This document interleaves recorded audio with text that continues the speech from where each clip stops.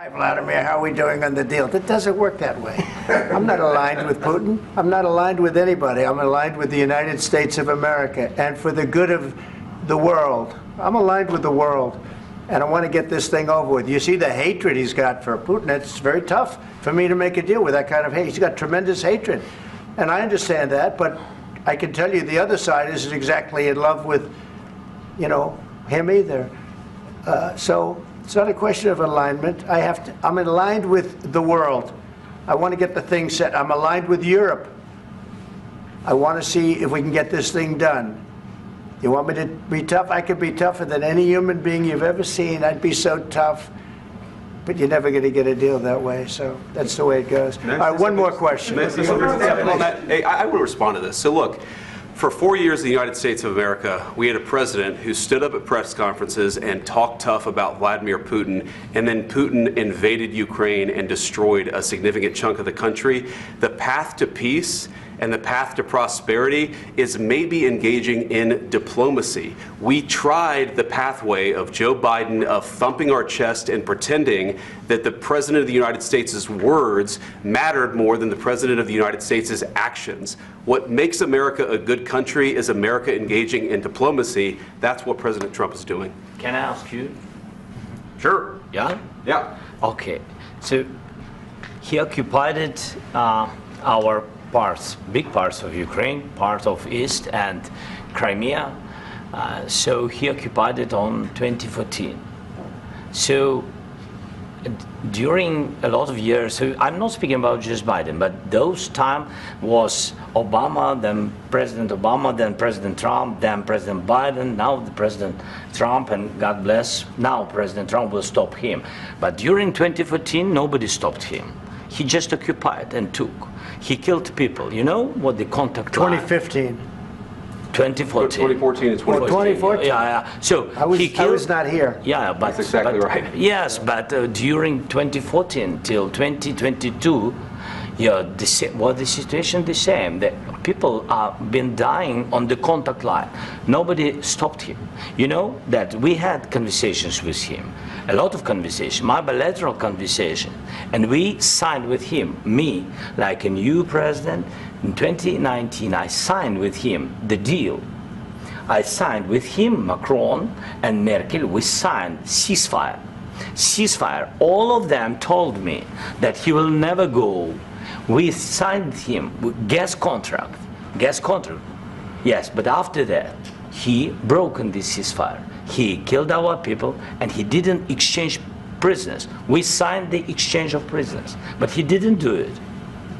What kind of diplomacy, JD, you are speaking about? What do you mean?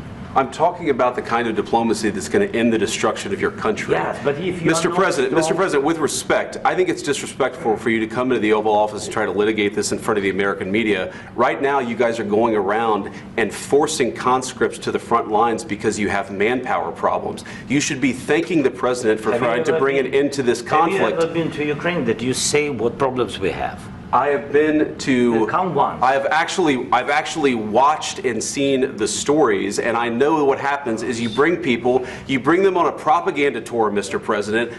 Do you disagree that you've had problems bringing people into your military? And do you think that it's respectful to come to the Oval Office of the United States of America and attack the administration that is trying to prevent the destruction of your country?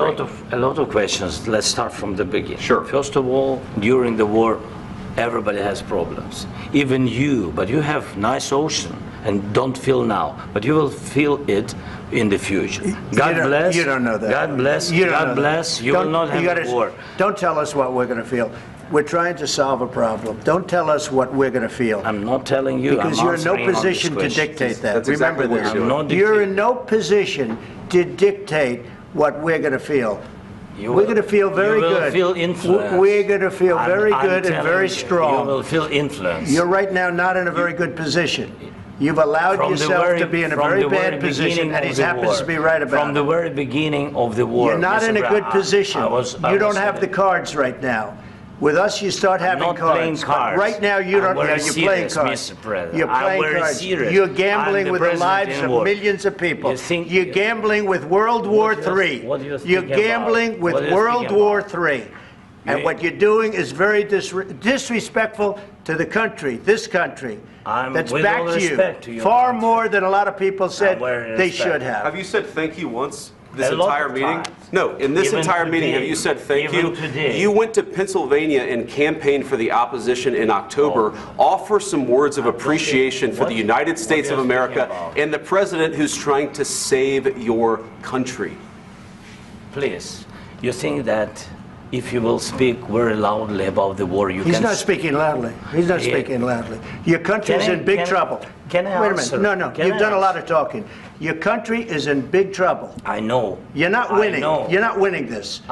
You have a damn good chance of coming out okay because of us. Mr. President, we are staying in our country, staying strong from the very beginning of the war. We've been alone, and we are thankful. I said thanks you haven't in been this alone. cabinet, you and haven't not been only alone. in this cabinet. We gave you, through this stupid president, $350 billion. You voted we gave for you your military equipment, and your men are brave, but they had to use our military. Yes. What about if you didn't have our military equipment, if you didn't have our military equipment, this war would have been over in 2 weeks. In 3 days. I heard it from Putin. In 3 days. This is something maybe new. Less. In 2 weeks. Of course, yes. It's going to be a very hard thing to do business like this. Again, I tell you. Just say thank you. I said a lot of times accept that there are disagreements, and let's go litigate those disagreements rather than trying to fight it out in the American media when you're wrong. We know that you're wrong. But you see, I think it's good for the American people to see what's going on. I understand, sir. I think it's very important. That's why I kept this going so long. You have to be thankful. You don't have the cards. Thankful. You're buried there. Your people are dying. You're running low on soldiers. Listen, you're running low on soldiers. It would be a damn good thing. And then you tell us, I don't want a ceasefire. I don't want a ceasefire. I want to go and I want this. Look. If you could get a ceasefire right now, I tell you, you take it so the bullets stop flying and your men stop getting killed. Of course, we want to stop the war. But you're saying you don't want a ceasefire. But I said to you, I want a ceasefire. With guarantees. Because you'll get a ceasefire faster than an agreement. Ask our people about ceasefire, what they think. That wasn't with me. For you what, that wasn't with me. Means. That was with a guy named Biden, who was not a smart person. That was with Obama. It was your president. Excuse me. That was with Obama, who gave you sheets, and I gave you javelins. Yes. I gave you the javelins to take out all those tanks. Obama gave you sheets. In fact, the statement is Obama gave sheets and Trump gave javelins. You got to be more thankful, because let me tell you, you don't have the cards. With us, you have the cards. But without us, you don't have any cards. One more question to Mr. Vice President. I'm sorry, here. It's going to be a tough deal to make, because the attitudes have to change. What if Russia breaks ceasefire? What if Russia breaks peace talks? What do you do then?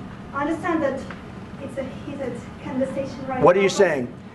She's asking, what if Russia breaks the ceasefire? What if anything? What if a bomb drops on your head right now?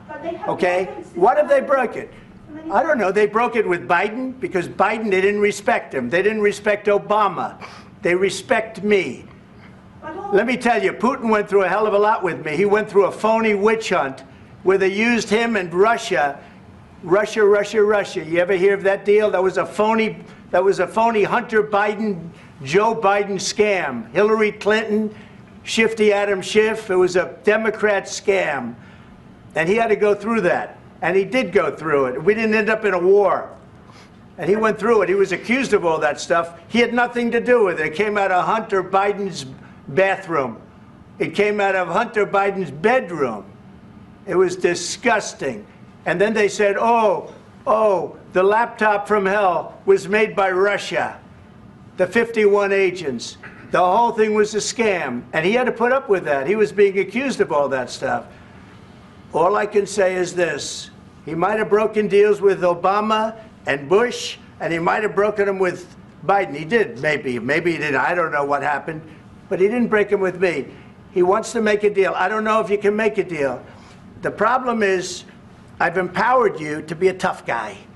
And I don't think you'd be a tough guy without the United States. And your people are very brave. But you're either going to make a deal or we're out. And if we're out, you'll fight it out. I don't think it's going to be pretty, but you'll fight it out. But you don't have the cards. But once we sign that deal, you're in a much better position. But you're not acting at all thankful. And that's not a nice thing. I'll be honest, that's not a nice thing. All right, I think we've seen enough. What do you think? Huh? This is going to be great television, I will say that. All right, we'll see what we can do about putting it together. Thank you. Guys, let's go. Guys, come on, let's go. We'll see, I don't know. All right, guys, come on. Please, hey, come on. Guys, come on, let's move, please.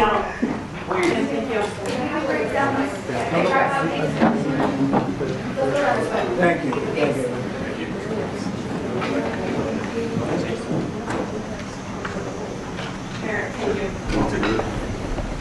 Bueno, pues aquí tenéis la imagen más buscada en estos momentos. La máxima tensión entre Estados Unidos y Ucrania. Decía Donald Trump que esto es buena televisión, pues juzguen ustedes mismos. Hemos visto la tensión entre Zelensky y Donald Trump. Zelensky decía que este documento no es suficiente. Veían cómo se iban calentando tanto J.D. Vance como Donald Trump. Le venían a decir que... Preguntaba a Zelensky por qué no pararon a Putin en 2014. Vance enseguida ha salido al paso. Decía Donald Trump que está jugando con la Tercera Guerra Mundial. Creo que es lo más relevante de estas conversaciones. Le decía que encima no tiene las cartas, que se está quedando sin soldados, que no quiere firmar un alto el fuego. Le venía a decir a Zelensky que este acuerdo es la única salida para Ucrania, la única salida también para Zelensky, a la espera de si tenemos o no conferencia de prensa a eso de las 8 de la tarde. Ahora mismo está todo en el aire. La máxima tensión entre Estados Unidos y Ucrania. La semana pasada ya veíamos ataques por parte de Donald Trump, que decía que Zelensky es un dictador, que pedía elecciones en Ucrania. Toda esta tensión que se ha ido acumulando en las últimas semanas se ha representado, se ha visto claramente en esta imagen, en la Oficina Oval, esta tensión disparada ahora mismo entre Estados Unidos y Ucrania. Mucha incertidumbre, todo en el aire ante la rueda de prensa que podría tener lugar o no, ya veremos, entre Donald Trump y Volodymyr Zelensky.